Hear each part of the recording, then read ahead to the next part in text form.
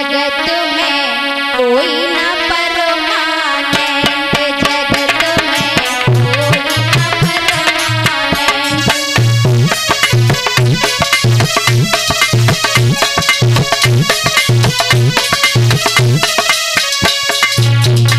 बताया है दादा, इस जगत में कोई हमेशा के लिए नहीं आया है, ना कोई अपना पट्टा लिखा करके आया है कि मैं यहाँ पर ही रहूंगा। इसीलिए बताया है जगत में कोई ना परमानेंट, जगत में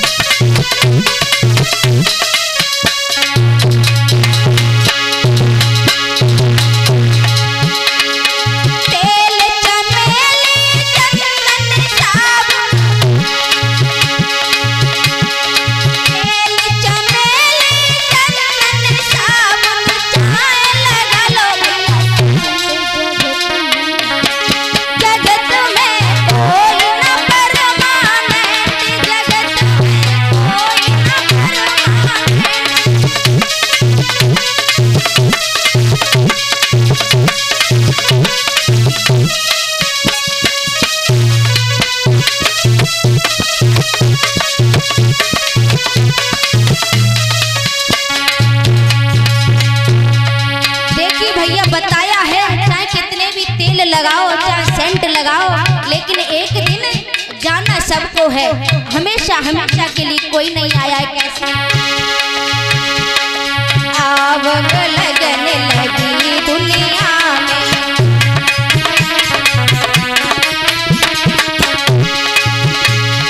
आग लगने लगी दुनिया में,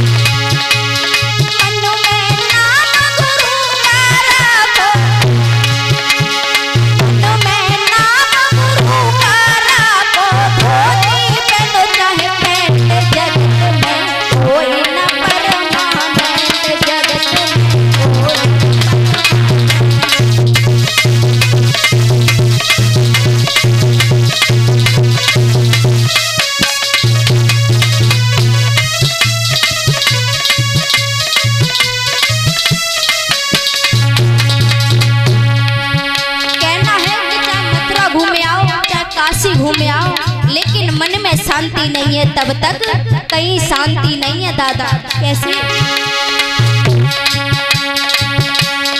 राष्ट्रपति हो जनरल कनरल,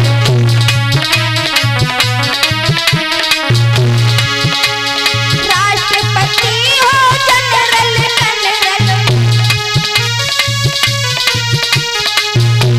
क्या हो लेफ्टिनेंट जग में कोई न परमाने।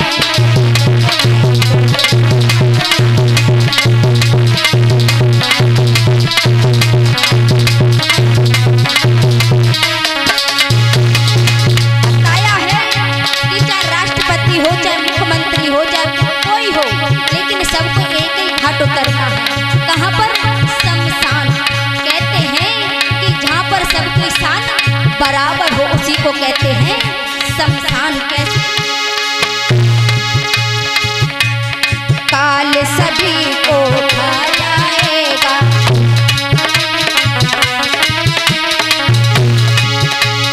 काल सभी को खा जाएगा,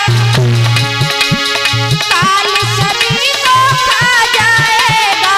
लेडीज हो या जेंट्स जग में कोई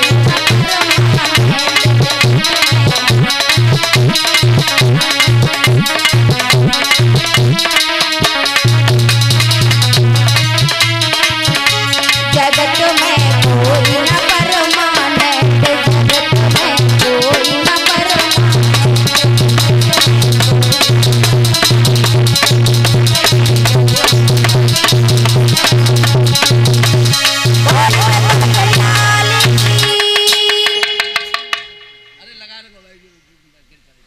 तभी तो कहते हैं दादा कि चाहे कोई भी हो, आप सोचो ये हमसे बड़े हैं, शायद इनके पास ज्यादा बुद्धि होगी है, हम कमजोर हैं तो हमारे पास शायद कम बुद्धि होगी, लेकिन ऐसा कुछ नहीं है।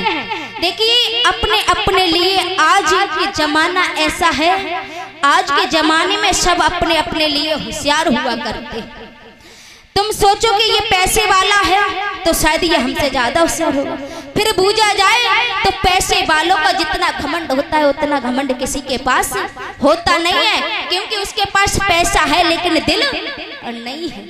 और ये हकीकत बात है भैया कि जो पैसे वाले होते हैं उनके पास दिल नहीं हुआ करते हैं, और इनके पास दिल होते हैं, भगवान उसे ना जाने क्यों इतनी मुसीबत दे देता है। इसीलिए घमंड तो भगवान का भोग हुआ करता है, ये घमंड भगवान का भोग हुआ करता है, क्योंकि भगवान कहते हैं अगर तू घमंड करेगा तो समझ सबसे पहले तेरा ही बिस्तरा घड़ी कर दूंगा। इसीलिए थोड़ा थोड़ा समय निकालो और भगवान का भजन करो, क्योंकि भगवान ये भी नहीं कहते हैं कि आप अपना काम छोड़ करके कथा में बैठो। अरे जितना समय मिले आपको कथा में आओ, और जब तक तुम्हारा मन लगे, एक घड़ी, 1 घंटा, 2 घंटा, अगर इतना भी न लगे तो आध घंटा, मतलब जितना मन लगे तब तक तुम कथा में बैठो। और यही नहीं कि पूरा पूरा दिन तुम कथा में बैठे रहो, कथा सुनते रहो, कथा भी समझ में नहीं आए और पूरा दिन बर्बाद कर दो, दूसरा भी काम मारा जाएगा, यहाँ पर भी टाइम बर्बाद हो जाएगा। क्योंकि आज के जमाने में सबसे कीमती क्या है? टाइम। सबसे ज्यादा कीमती टाइम है। अगर किसी से पूछा जाए तो लोग यही कह देते हैं भैया हमारे पास टाइम नहीं है। और जब अंत समय आता है तो टाइम भी नहीं निकालना पड़ता है दादा, है वो तो अपने आप निकल आता है, पता नहीं कहां से आ जाता है। इसीलिए सभी लोग थोड़ा थोड़ा समय निकालो और कथा सुनने के लिए आओ। बोलिए वृंदावन बिहारी लाल की, परीक्षित महाराज की, नवलदेव मैया की।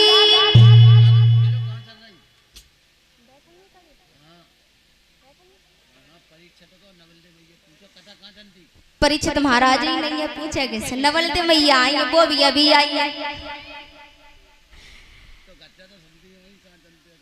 काय नवलदेव मैया घर आवाज जा रही थी, कथा कहाँ चल रही थी?